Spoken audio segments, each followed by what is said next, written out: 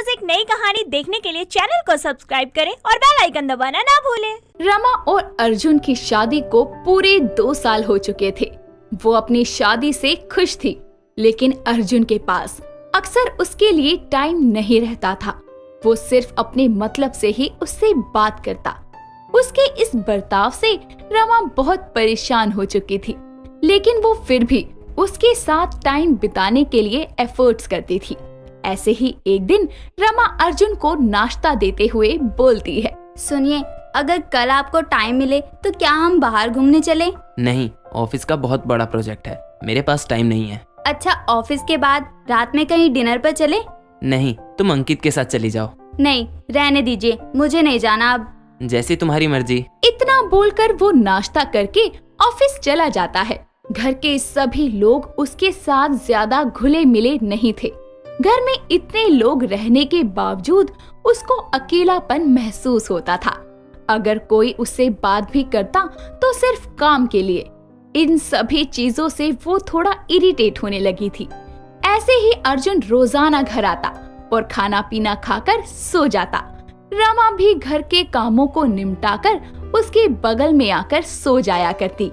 एक रात ऐसे ही रमा उससे अपने मन की बात बोलते हुए कहती है, घर में सभी लोग बहुत अच्छे हैं, लेकिन मुझे फिर भी अकेलापन फील होता है। तो इसमें मैं क्या कर सकता हूँ? मैं पूरा दिन बोर हो जाती हूँ। तुम औरतों के पास कोई और काम होता भी तो नहीं, इसीलिए बोर ही होती हो।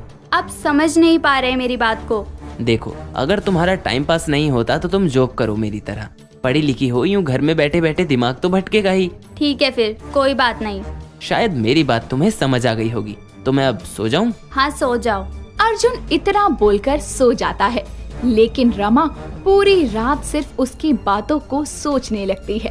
ऐसे ही वो कई बार अर्जुन को अपनी फीलिंग शेयर करती, लेकिन अर्जुन को कोई फर्क नहीं पड़ता। धीरे धीरे समय बीतता जाता है और अर्जुन का ऑफिस अमेरिका में शिफ्ट हो जाता है। जब ये बात रमा को पता चलती है तो वो बहुत खुश होती है और अपने मन में सोचती है, अब तो मैं अर्जुन जी के साथ अमेरिका में रहूंगी। कम से कम जो टाइम और प्यार मुझे यहाँ नहीं मिल सका, क्या पता मुझे वहाँ मिल जाए उनके साथ। शाम होने पर रमा उसकी पसंद का खाना बनाती है। जब अर्जुन घर आकर खाना खाने के लिए डाइनिंग टेबल पर बैठता है तो वो अपने मनपसंद के खाने की डिशेस को देखकर बोलता है, मैं जा रहा हूँ, इसीलिए तुमने मेरे लिए ये स्पेशल डिनर बनाया। आप जा रहे हो? मतलब क्या? मैं ही तो जा रहा हूँ सिर्फ। मेरा मतलब कि आपने सिर्फ अपनी टिकट्स बुक कराई हैं। अब क्या लिख के दूँ? ओह, मुझे लगा कि आप मुझे भी अपने साथ लेकर जाओगे। मैंने तो खामखाई गलतफहमी पाल ली। क्यों? तुम्हें ऐसा क्यों लगा? तुम मेरी बिजनेस पार्टनर हो। यहाँ माँ, बहन और भाई तो है ना तुम्हारे साथ? हाँ, सब तो सही ही है, कोई दिक्कत नहीं है मुझे। जाओ, एंजॉय योर लाइफ। वैसे खाना बहुत अच्छा बनाया है तुमने। अर्जुन की बातें सुनकर रमा उदास हो जाती है और अपने कमरे में आकर रोने लगती है। वो बिना कुछ खाए पिए ही सो जाती है। अर्जुन भी थोड़ी देर बाद उसके बगल में आकर सो जाता है। अगली सुबह उठते ही अर्जुन अपने बैग्स लेकर फ्लाइट के लिए निकल जाता है। रमा उसे घर के बाहर छोड़ते हुए उसे अपना ख्याल रखने के लिए बोलती है। अर्जुन फ्लाइट में बैठकर अमेरिका पहुंच जाता है और वहां पहुंचने पर वो अपने कामों में जोरों शोरों से लग जाता है। इधर जब भी रमा कॉल करती तो वो उसका फोन या तो काट देता या उठाता ही नहीं। वो मैसेज करती, लेकिन वो सीन करके छोड़ देता। वो अपनी मर्जी से कभी कभी ही उसे कॉल किया करता। रमा उसके जाने के बाद और भी ज्यादा अकेली हो गई थी। उसने अपने फोन पर इंस्टाग्राम की आईडी भी बनाई। उसे एक दिन किसी रवि नाम के लड़के का मैसेज आता है और वो उससे बातें करने लगती है। समय बीतने के साथ साथ उनकी दोस्ती बढ़ रही थी। अब उनकी बातें मैसेज से कॉल पर आ चुकी थी। वो अब अर्जुन को कॉल और मैसेज ना करके रवि से बात कर लिया करती थी। इन सभी बातों से अर्जुन को भी कोई फर्क नहीं पड़ता। ऐसे ही एक दिन रवि का कॉल आता है और वो उसका कॉल पिक करके बोलती है, हेलो। हेलो, कैसी हो? ठीक हूँ मैं, तुम बताओ। हाँ, मैं भी ठीक ही हूँ। और क्या कर रही हो अभी? कुछ नहीं, मैं मेरी शादी की फोटो एल्बम देख रही थी। बहुत याद आ रही है अर्जुन की। हाँ, याद तो आ रही है, लेकिन तुम बताओ, तुम क्या कर रहे हो? कुछ खास नहीं, मैं फ्री हुआ था तो सोचा तुम्हें कॉल कर लूं, तुम्हें अच्छा फील होगा। हाँ, अच्छा तो फील होता है, लेकिन मैं डरती हूँ कि कहीं हमें कोई गलत ना समझे। अरे गलत क्यों सोचेगा कोई, हम दोनों दोस्त हैं, बाकी मुझे कोई फर्क नहीं पड़ता दुनिया वालों से। लेकिन फिर भी मैं शादीशुदा होने पर भी किसी और से बात कर रही हूँ। ये कहाँ लिखा है कि शादी के बाद दोस्ती नहीं करनी चाहिए या फिर दोस्तों से बात नहीं करनी चाहिए? अगर मान लो अर्जुन ने कभी मेरा फोन चेक किया तो बोल देना, मेरा फ्रेंड है। सच में तुमसे बात करके मेरा मन हल्का हो जाता है। इट्स माई प्लेजर कि मैं किसी के काम तो आया। तुम्हारी वाइफ बहुत लकी होगी, तुम उसे टाइम दोगे, उसे प्यार करोगे। तुम्हारी फैमिली भी बहुत कोऑपरेटिव है। हाँ, मैं उसे बहुत प्यार करूंगा, लेकिन मुझे तुम्हारा समझ नहीं आता। अब तक जैसा चल रहा था, क्या हमेशा ही ऐसा चलता रहेगा? मतलब ये कि अर्जुन का इग्नोरिंग बिहेवियर और सिर्फ मतलब से बात करना वगैरह वगैरह, ये कब तक झेलोगी तुम? अब मैं कुछ नहीं कर सकती, लेकिन पता है वो अगले महीने घर वापस आ रहे हैं। मैं बहुत एक्साइटेड हूँ। चलो अच्छी बात है, कम से कम उस रोबोट को देखकर ही तसल्ली कर लो। अच्छा मैं चलता हूँ, अभी बॉस का मैसेज आया है। Okay bye, take care. You too, bye. इतना कहकर दोनों फोन रख देते हैं। ऐसे ही दिन बीतते हैं और 1 महीना गुजर जाता है। रमा अर्जुन का बेसब्री से इंतजार कर रही होती है कि तभी उसका कॉल आता है कि उसकी फ्लाइट कैंसिल हो गई है और अब वो 6 महीने बाद आएगा। ये सुनकर रमा फिर से उदास हो जाती है। वो जैसे तैसे रवि की दोस्ती के सहारे 6 महीने भी काट लेती है। इस बार 6 महीने बाद अर्जुन घर आता है। रमा उसकी बहुत केयर करती है। ऐसे ही रमा को अपने फोन पर चैटिंग करते देख और कॉल पर घंटों बातें करता देखकर अर्जुन को कुछ ठीक नहीं लगता। रमा के सो जाने के बाद वो उसका मोबाइल चेक करता है जिसमें रवि की चैट्स होती है। रमा के फोन कॉल रिकॉर्ड्स देखकर उसे बहुत गुस्सा आता है और वो उसका फोन तोड़ देता है। फोन टूटने की आवाज से रमा की नींद खुल जाती है और वो बोलती है, क्या हुआ आपको? मेरा फोन क्यों तोड़ दिया आपने? ये रवि कौन है? कब से चक्कर चल रहा है तुम्हारा इससे? जुबान संभाल कर बात कीजिए मुझसे। तेरी जुबान भी अब बोलने लगी। तुझे तो मैं... क्या करेंगे आप? मुझे मारेंगे तो मार दीजिए। आपके पास मेरे लिए कभी टाइम नहीं होता। अब मैं अपने किसी दोस्त से भी बात करूं तो भी आपको दिक्कत है। इतना सुनकर वो रमा को थप्पड़ मारता है जिस पर रमा बहुत रोती है और अगली सुबह अपने मायके चली जाती है। धीरे धीरे टाइम बीतता रहता है और अर्जुन उसकी बातों और रवि के बारे में सोचता है। उसे खुद पर बहुत शर्मिंदगी महसूस होती है और वो खुद से बोलता है, मैंने रमा के साथ बहुत गलत किया। मैंने खामखा उस पर शक किया। रमा ऐसी बिल्कुल नहीं है। मैं ये बात क्यों नहीं समझ सका? मुझे उससे माफी मांगकर दोबारा इस घर में लाना होगा। इतना कहकर अर्जुन रमा के मायके जाकर उसे अपने साथ घर ले आता है। अब वो उसे टाइम के साथ साथ भरपूर प्यार भी देने लगता है। अगली बार अमेरिका जाने पर वो उसे अपने साथ अमेरिका ले जाता है। नताशा एक बेहद कामचोर और आलसी लड़की थी। घर के कामों से तो उसे कोई वास्ता नहीं था। एक शाम कॉलेज से घर आकर नताशा चिल्लाते हुए अपनी माँ सुमन से बोलती है, माँ, ओ मेरी प्यारी माँ, मैं आ गई हूँ, जरा कुछ खाने को दे दो। आकर कोई ऐसा नहीं किया, कॉलेज ही गई थी, जंग लड़ने नहीं, और कुछ खाने को नहीं है। ज्यादा भूख लगी है तो बना ले अपने लिए जाकर।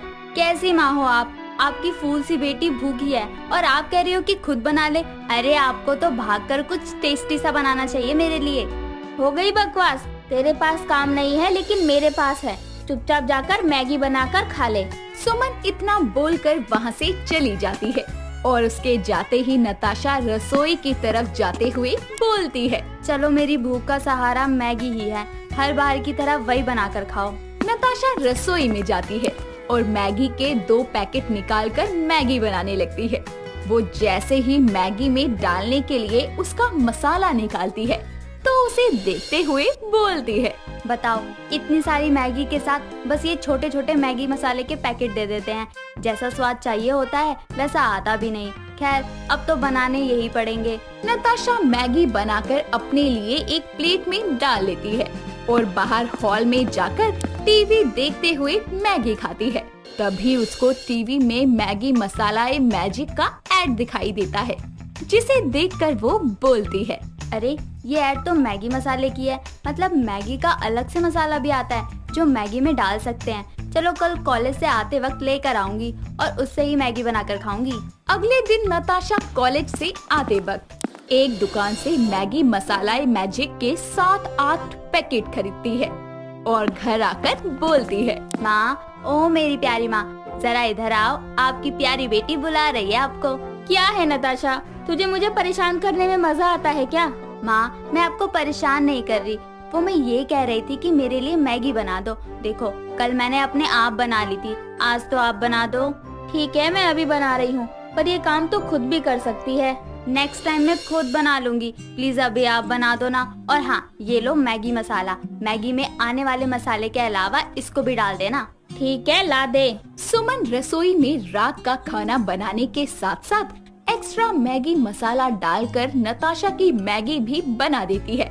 और जब नताशा उस मैगी को खाती है तो अपनी माँ से बोलती है, अरे वाह माँ, क्या स्वाद आया है आज मैगी का। कसम से ये मैगी मसाला तो मैजिक है। आपने कितने पैकेट मसाला डाले माँ? सिर्फ आधा पैकेट। सिर्फ आधे पैकेट से इतना स्वाद आ सकता है तो पूरा पैकेट डालकर तो ये लाजवाब बनेगी। नेक्स्ट टाइम मैं खुद ही बनाऊंगी। नताशा को एक्स्ट्रा मैगी मसाला डालकर बनाई गई मैगी बहुत पसंद आती है, लेकिन उसके बैग में मैगी मसाला पैकेट रखकर वो भूल जाती है। ऐसे ही एक दोपहर वो अपने कॉलेज में बैठी क्लास ले रही होती है, तभी उसको अपने पेट में भूख के कारण आवाजें सुनाई देती है, जिस पर वो खुद से बोलती है, अरे यार, क्लास चल रही है और पेट में ये गुड़गुड़ होना शुरू हो गई। अब बीच क्लास में क्या खाऊं? बैग में देखती हूँ, कुछ तो मिलेगा। नताशा अपने बैग में कुछ खाने को देखती है तो उसको मैगी मसाला पैकेट मिलता है, जिसको हाथ में लेकर वो बोलती है, यार ये मसाले के पैकेट पड़े हैं, इनका क्या करूं? पर भूख तो लगी है, क्लास खत्म होने तक इसको ही खाऊं क्या? वैसे सूखा मसाला खाकर भी देखना चाहिए। नताशा पैकेट फाड़कर उसमें से सूखा मसाला खाने लगती है और उसको वो बेहद पसंद आता है, इतना ज्यादा कि वो अपने बैग में पड़े सारे मसाले के पैकेट को क्लास में बैठे बैठे ही खत्म कर देती है।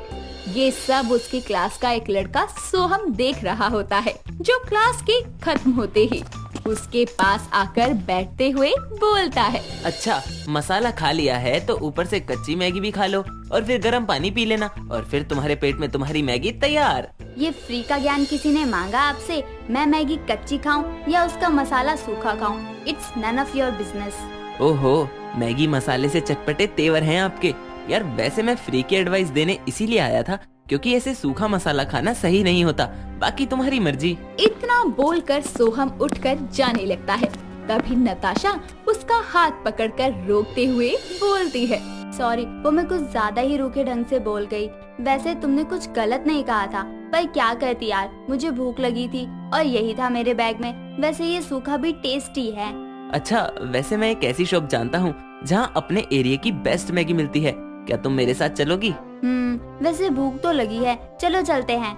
नताशा और सोहम क्लास के पास एक छोटी सी मैगी शॉप पर जाते हैं, जहाँ सोहम उसको वहाँ की मैगी खिलाता है, जो नताशा को बेहद पसंद आती है और वो बोलती है, यार ये ऐसा क्या डालते हैं मैगी में जो इतनी टेस्टी बनती है?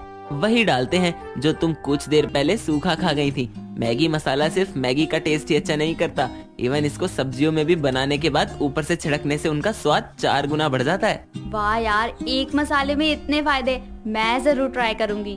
दोनों काफी देर वहाँ बैठकर ऐसे ही मैगी खाते खाते बातें करते हैं। उस दिन की मुलाकात के बाद से दोनों की अच्छी दोस्ती हो जाती है और समय के साथ ये दोस्ती प्यार में बदल जाती है।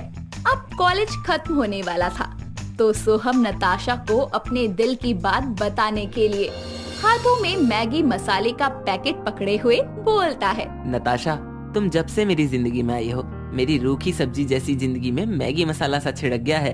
अब मुझे इस जायके को जिंदगी भर बनाए रखना है, तो क्या तुम यूं ही मेरी बेस्वाद जिंदगी में स्वाद भरने वाली बनोगी? हाउ क्यूट सोहम, सीरियसली ऐसा प्रपोजल आज तक किसी को नहीं मिला होगा I really like it and yes, मैं तुम्हारी बेस्वाद जिंदगी का स्वाद बनने को तैयार हूँ। नताशा सोहम के प्रपोजल को एक्सेप्ट कर लेती है, जिसके बाद कॉलेज खत्म होते ही दोनों अपने अपने घर वालों को बताते हैं और घर वाले मिलकर कुछ समय में उनकी शादी करवाते हैं। शादी के बाद जब पहली बार नताशा अपने ससुराल में खाना बनाती है तो स्वाद को बढ़ाने के लिए वो 5-6 मैगी मसाला के पैकेट भी सब्जी में डालते हुए बोलती है, माँ ने एक बार आधे पैकेट में इतनी टेस्टी मैगी बनाई थी, तो फिर 5-6 पैकेट में तो सब्जी का स्वाद ही मैजिकल हो जाएगा। माँ जी कितना खुश होंगी कि उनकी बहू कितना स्वादिष्ट खाना बनाती है। नताशा खुशी खुशी सारा खाना टेबल पर लगाती है और अपनी सास माया और सोहम को आवाज लगाती है। दोनों माँ बेटे खाने की टेबल पर आकर खाने से आने वाली खुशबू को सूंघकर बोलते हैं, वाह बहू, खुशबू से तो लग रहा है खाना बहुत स्वादिष्ट बना है। हाँ माँ, नताशा के हाथों में एक अनोखा सा जादू है खाने को स्वादिष्ट बनाने का। अच्छा बहू, तो चल पहले खिला दे तू खाना, फिर तेरी तारीफों के पुल बांधती हूँ।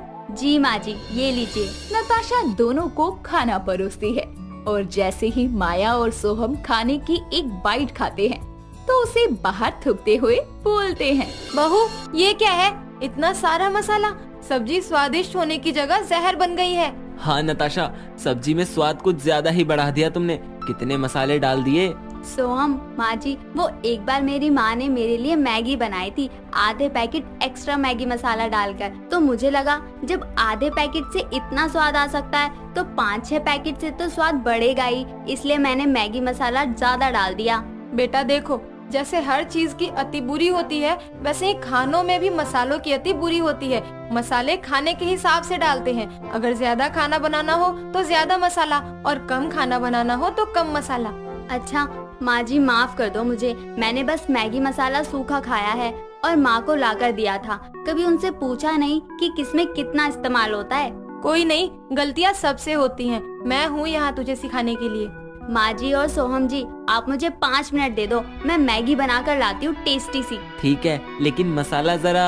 हाँ बाबा, संभाल के हिसाब से डालूंगी। नताशा रसोई में जाकर मैगी बनाती है और इस बार उसमें मसाला हिसाब से डालती है और 5 मिनट में मैगी बनाकर वो अपनी सास और पति को खिलाती है, जिसको खाकर माया बोलती है, ये बनी ना अच्छी मसाले वाली मैगी, वाह बहू कमाल कर दिया। हाँ नताशा, आओ तुम भी हमारे साथ बैठकर खाओ। नताशा भी सबके साथ मैगी मसाले वाली मैगी का आनंद लेती है। साथ ही उसको मैगी मसाले को किस मात्रा में प्रयोग करना है वो भी माया के द्वारा समझ आता है, जिसके बाद वो रोज अपने परिवार को मैगी मसाला की बदौलत स्वादिष्ट खाना बनाकर खिलाने लगती है। कविता कमरे में टीवी चालू करके देखने बैठ जाती है। तभी उसका भाई चीकू हाथ में 2 कुरकुरे के पैकेट लेकर वहाँ आता है और टीवी देख रही कविता के हाथ में पकड़ा देता है। कुरकुरे देखकर कविता बोलती है, अबे ओ अकल के दुश्मन, मैंने तुझे पॉपकॉर्न लाने के लिए कहा था, ये 10 रुपए वाले कुरकुरे नहीं। चिल्ला क्यों रही है? पॉपकॉर्न नहीं मिले तो मैं यही उठा लाया। अरे मोहल्ले की दुकानों में क्या अकाल पड़ गया था? एक दुकान पर नहीं था तो दूसरी से ले आता। बता, ये उठा कर ले आया। अब जो लाया हूँ ठूस लेना, और वैसे भी मसाला मन चटाकेदार कुरकुरे हैं, एकदम मसालेदार, खा तो सही। चीकू तू भी ना, मूवी देखते हुए पॉपकॉर्न खाए जाते हैं, ना कि कुरकुरे। हाँ तो मत खा, ला दोनों पैकेट मुझे ही दे दे, मैं लाया हूँ ना, मैं ही खा लूंगा, तू खाली मूवी देख। जाना, अब लाया है तो खा ही लेती हूँ, पॉपकॉर्न होते तो ज्यादा अच्छा लगता। चल कोई नहीं, अब इन कुरकुरों से ही काम चला लूंगी। जिसके बाद दोनों भाई बहन कुरकुरे खाते हुए मूवी देखने लगते हैं और वो कुरकुरे कविता को इतने पसंद आते हैं कि वो कुछ ही देर में पूरा पैकेट खा जाती है और चटकारे लेते हुए बोलती है, ओए होए ओए होए, ओए कुरकुरे, चीकू क्या बात है, ये कुरकुरे तो बड़े चटपटे, कसम से बड़े मसालेदार थे। इतना कहकर वो उसके पैकेट में से कुछ कुरकुरे निकालकर खा जाती है। तभी उसकी माँ कावेरी वहाँ आती है और चीकू गुस्से में आकर बोलता है, ओह अपना पैकेट तो फट से सफा चट कर गई, हाथ पीछे कर वरना मुक्के खाएगी।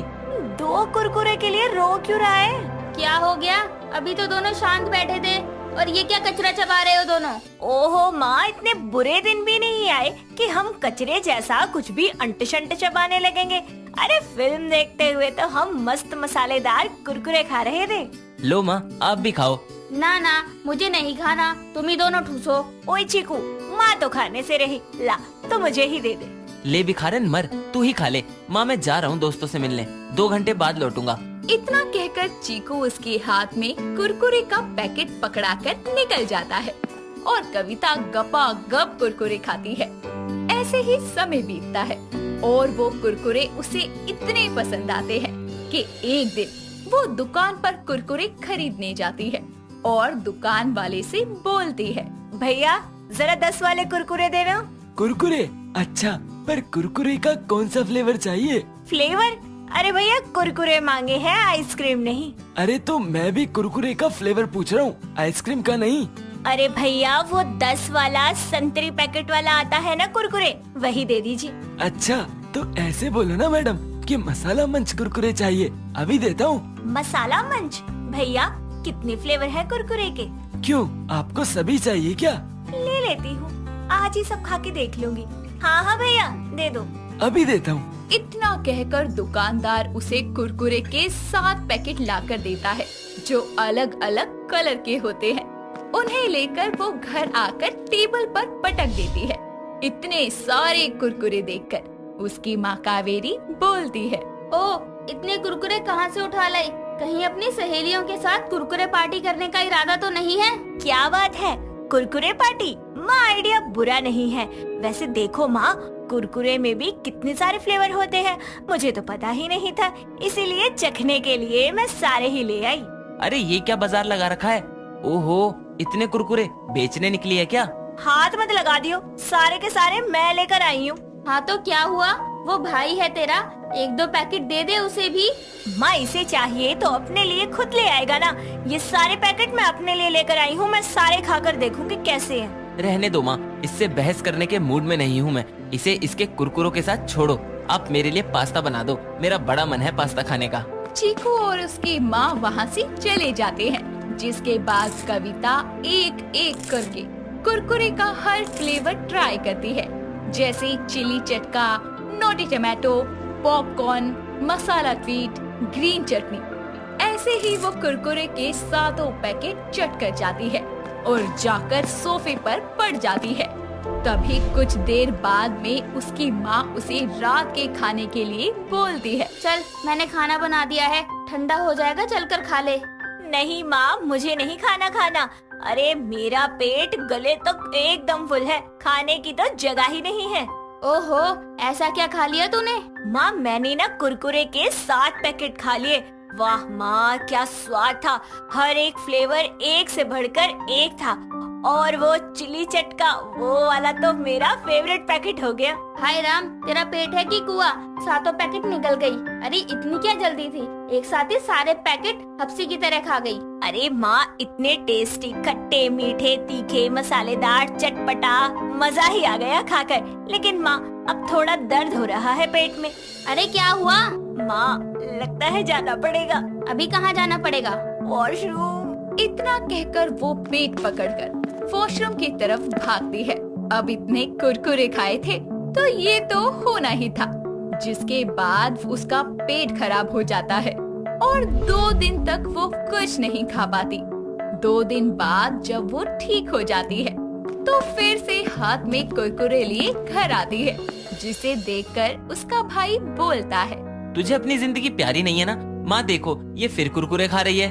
कौन कौन लाया कुरकुरे? ये आपकी औलाद, और कौन? अरे नासपिटी, अपने पेट में फिर से तबाही मचानी है क्या तुझे? पता है ना 2 दिन तूने टॉयलेट में बिताए हैं। अरे मुझे सब याद है, और मेरा पेट खराब इसलिए हुआ था क्योंकि मैंने एक साथ इतने सारे कुरकुरे खा लिए थे। अब मुझे ये बात समझनी चाहिए ना कि अगर एक साथ इतना सब कुछ खाऊंगी तो पेट में गड़बड़ तो होगी ही।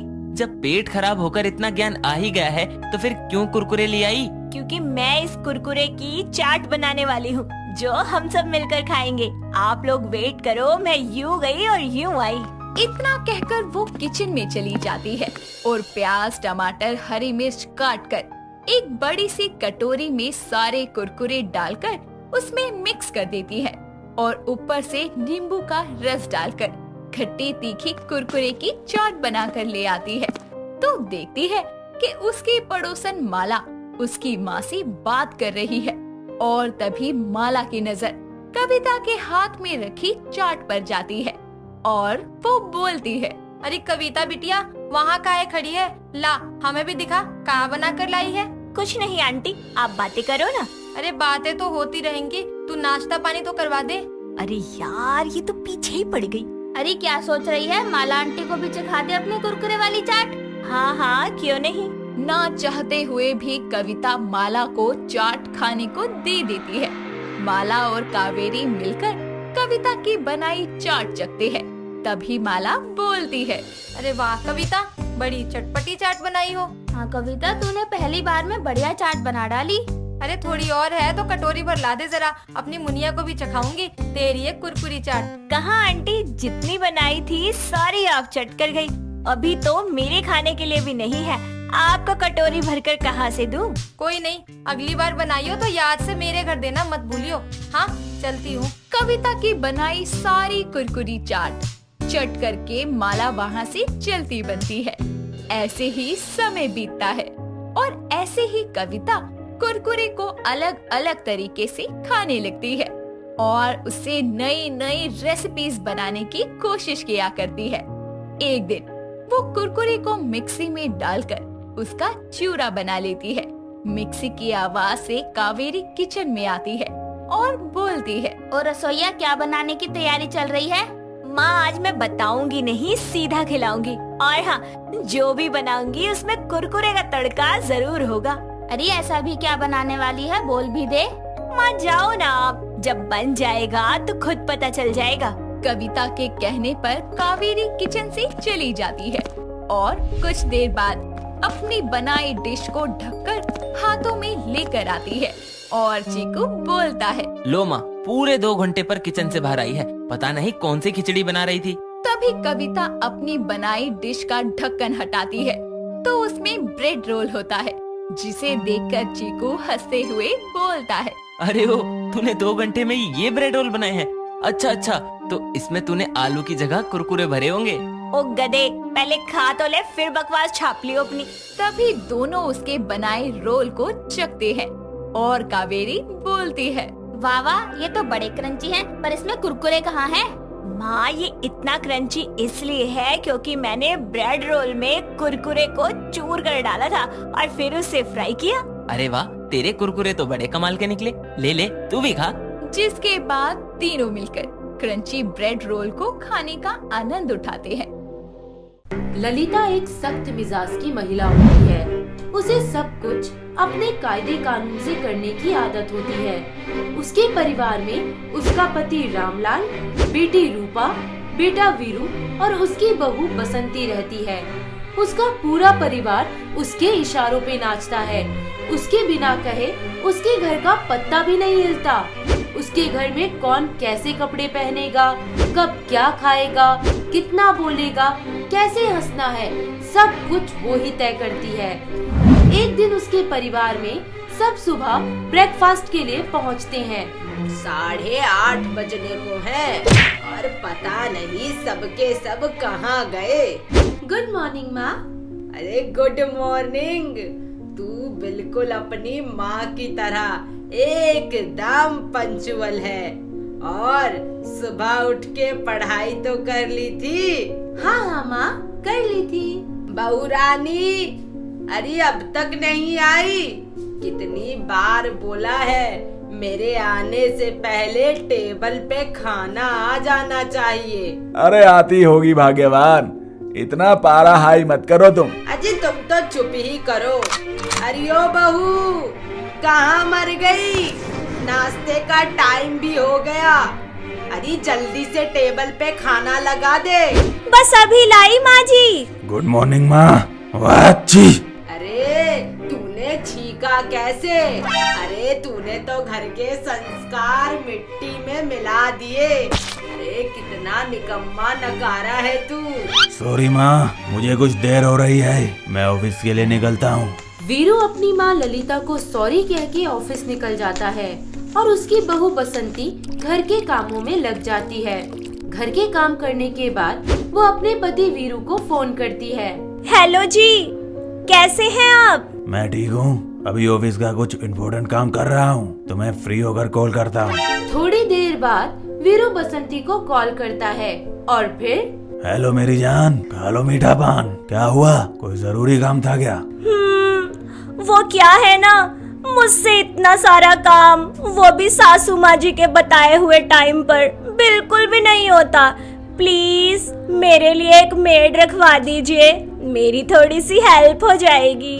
बसंती रख तो लेते यार, पर मेरी माँ है ना, कसम से ये नहीं मानेगी। मेरी माँ के सामने मेरी जुबान नहीं खोलती, ये सब अब तुम्हें ही करना पड़ेगा।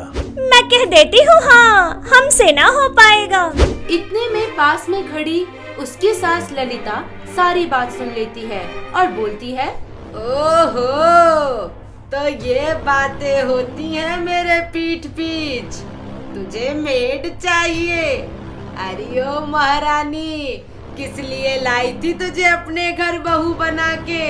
अरे नास पीटी, काम कर घर के, वो भी फटाफट। ठीक है, करती हूँ, पर मैंने कुछ गलत भी तो नहीं बोला। दुखी बसंती चुपचाप वहाँ से रोते रोते अपने कमरे में चली जाती है और घर में हो रहे बवाल की आवाज सुनकर बसंती के ससुर रामलाल भी वहाँ आ जाते हैं और अपनी बीवी ललिता से कहते हैं, अरे क्या हो गया भाग्यवान, क्यों घर सर पे उठा रखा है? अरे इस करमजली को घर के लिए नौकरानी चाहिए।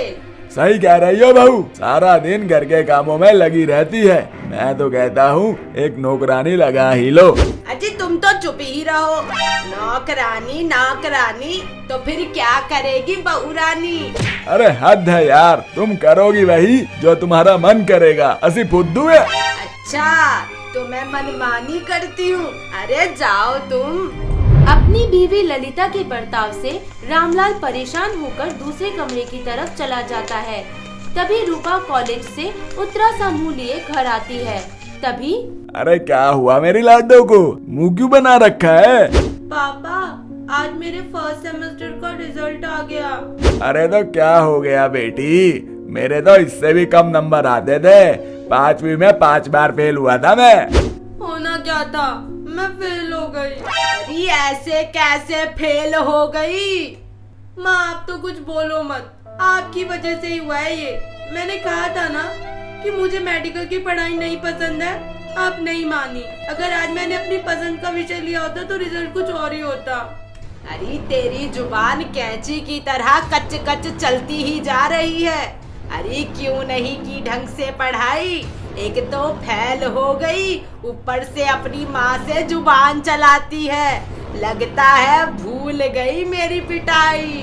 ललिता रूपा को एक तमाचा जड़ देती है और तभी ये क्या तरीका है? तुम्हें भी खाना है क्या? नहीं। तो चुपचाप बैठो, मुझे मत सिखाओ कि घर में क्या करना है और क्या नहीं।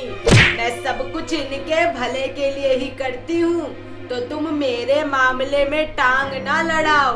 रामलाल और ललिता की बहस चलती रहती है और उदास हताश रूपा रोते हुए अपने कमरे में चली जाती है। तभी ललिता का पति रामलाल उसे समझाता है, बच्चों के साथ इतनी सख्ती अच्छी नहीं है। तुम अपने स्वभाव में थोड़ी नरमी लाओ, थोड़ा प्यार से बात करो, थोड़ा कंफर्टेबल फील करवाओ, वरना एक दिन तुम बहुत पछताओगी। पर ललिता अपनी मनमानी से बाज नहीं आती और फिर एक शाम उसके परिवार के सभी सदस्य उससे छुपके छत पे पार्टी कर रहे होते हैं। तभी अचानक वो वहाँ पहुँच जाती है। अच्छा, तो तुम सब लोग यहाँ घर के कायदे कानून तोड़ नाच गा रहे हो, पार्टी कर रहे हो, क्या समझे? मुझे पता नहीं चलेगा। आज सबकी खबर लूंगी। घर के कायदे कानून भूले कैसे तुम? माँ, बस बहुत हो गया, हम सब तंग आ गए हैं तुम्हारे इस कायदे कानून से। अब पानी सर के ऊपर बह चुका है, हम नहीं रहेंगे आपके साथ। यूं कि बोलूंगी तो बोलोगे कि बोलती है, पर घर वालों आज ये बसंती चुप नहीं रहेगी। माँ जी, आपके कायदे कानून ने तो हमारी जिंदगी का मानो चैनो सुकून ही छीन लिया। सही कह रही हो भाभी, मुझसे भी ना माँ के ये कायदे कानून बर्दाश्त नहीं होते। मैं भी माँ के साथ नहीं रहना चाहती। अरे जाओ जाओ, सब जाओ, मुझे छोड़ के। तुम्हें क्या लगता है कि मैं तुम्हारे बिना नहीं रह सकती? ललिता का बेटा वीरू, बहू बसंती और बेटी रूपा घर छोड़ के चले जाते हैं। तभी रामलाल वहाँ आ जाता है। ये बच्चे कहाँ जा रहे हैं? अजी जहन्नुम में जाए ऐसे बच्चे। ये कैसी बातें कर रही हो? बच्चों के बिना घर नहीं लगेगा। अजी सही कह रहे हो, पर अगर इन्हें हमारी फिक्र नहीं है ना, तो हम इनकी फिक्र क्यों करें? देखो ललिता, मैं तुम्हें समझा रहा हूँ, ये सब भूल जाओ और गुस्सा थूक दो। ऐसे कैसे भूल जाऊं?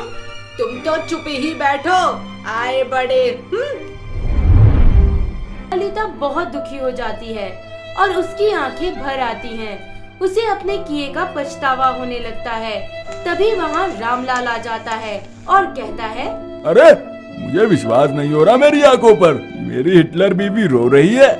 अजी बच्चे मुझे छोड़ के चले गए, आप ही कहो मैं क्या करूं, कहाँ मरूं? मुझे उनकी बहुत याद आ रही है। वैसे आज तुम मुझे चुप बैठने को नहीं कहोगी? अजी क्या कह रहे हो आप? मुझे अपनी गलती का एहसास हो रहा है। मैंने कुछ ज्यादा ही सख्ती कर दी थी। मुझे अपने बच्चों के पास ले चलो, ये घर उनके बिना तो काटने को दौड़ता है। चलो अच्छा है, लौट के बुद्धू घर को आए। इस तरह कायदे कानून वाली ललिता की अति का अंत हो जाता है और वो अपने बच्चों को आजादी से रहने देती है।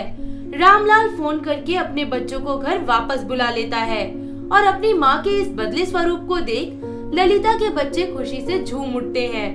इस तरह उनका पूरा परिवार अब खुशी खुशी बिना सख्त कायदे कानून के एक साथ प्यार से रहने लगता है। अनुष्का एक बहुत ही प्यारी सी लड़की थी। उसे इंस्टाग्राम पर वीडियो बनाने का बहुत शौक था, जिसके कारण वो अपने सारे जरूरी काम भूल जाती थी। एक दिन उसके घर विराट नाम के लड़के का शादी के लिए रिश्ता आता है। अनुष्का बड़े अच्छे से तैयार होती है और फिर उसकी नजर अपने फोन पर पड़ती है और फिर क्या, वो इंस्टाग्राम वीडियो बनाना शुरू कर देती है। तभी उसकी माँ नंदिनी वहाँ आ जाती है और गुस्से से बोलती है, अनुष्का क्या कर रही है? वहाँ सब चाय के लिए तेरा इंतजार कर रहे हैं। बस माँ, इस ड्रेस में एक वीडियो बना लूं। देखना कितने सारे लाइक्स मिलते हैं मुझे। देख ले, कहीं आज मैं तेरा फोन न तोड़ दूं। सारा दिन टेढ़े मेढ़े मुंह बनाती रहती है। जल्दी चल, मेहमान इंतजार कर रहे हैं। ओ कम ऑन माँ, इतना तैयार हुई हूँ, एक इंस्टाग्राम वीडियो तो बनती है ना।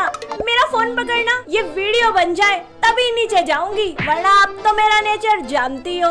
अच्छा ठीक है, जल्दी बना और फिर सबके लिए चाय लेकर नीचे आ जाना। और हाँ, सबके सामने तमीज से पेश आना, बकबक मत करना ज्यादा। कुछ देर बाद अनुष्का चाय लेके विराट की फैमिली के पास आती है। पहली नजर में ही अनुष्का विराट और उसकी फैमिली को पसंद आ जाती है और इस तरह दोनों परिवारों की मंजूरी से थोड़े दिनों बाद अनुष्का और विराट की शादी हो जाती है। शादी के कुछ दिनों तक सब ठीक चलता है, पर धीरे धीरे अनुष्का का इंस्टाग्राम लव जाग जाता है और वो इंस्टा वीडियो बनाना शुरू कर देती है। तभी उसकी सास कांता वहाँ आ जाती है और उससे बोलती है, अरे ओ बहू, ये पोछा आधे में लगा के कहाँ गायब हो गई?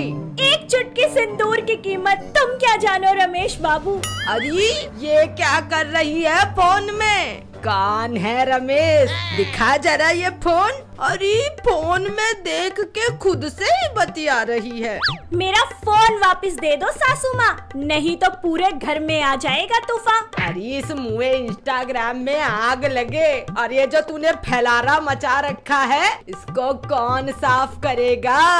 कुछ ज्यादा ही हो रहा है सासू माँ, मेरा पूरा इंस्टाग्राम वीडियो खराब कर दिया आपने। ए भगवान, ये कैसी कलावती ले आई मैं अपने घर में, इसकी तो कलाएं ही नहीं खत्म होती। और ये इंस्टा, अरे आग लगे नास पीटे में।